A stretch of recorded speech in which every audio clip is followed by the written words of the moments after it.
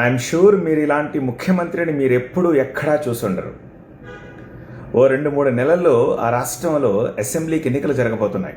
ఆ రాష్ట్ర అసెంబ్లీకి 127 స్థానాలు ఉంటే అందులో 22 స్థానాల్లో అసలు మా పార్టీ అభ్యర్థుల్నే నేను నుంచోబెట్టను, అసలు నేను అక్కడ ప్రచారానికే వెళ్ళను అంటున్నారు. అలాంటప్పుడు గెలుపు అవకాశాలు సన్నగిలిపోతాయి కదా. 127 స్థానాల్లో 22 స్థానాలు పోటీ చేయనంటే ఇంకొన్నవన్నీ.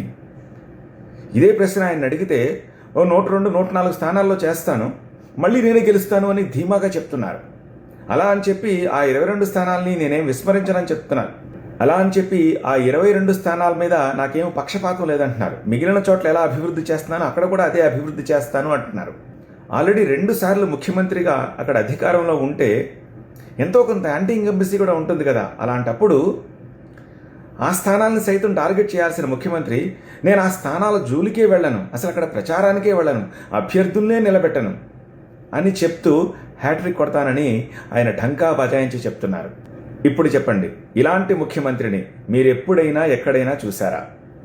మీరే కాదు, స్వతంత్ర భారతావనిలో ఏ ముఖ్యమంత్రి ఈ రకమైన స్టేట్మెంట్ ఇచ్చి ఈ రకమైన యాటిట్యూడ్ తోటి ఎన్నికలకు వెళ్ళిన దాఖలాలు మీకు ఒక్కటి కూడా కనిపించదు. సహజంగా మన దగ్గర ఇలాంటి సందర్భాల్లో ఏం జరుగుతూ ఉంటుంది?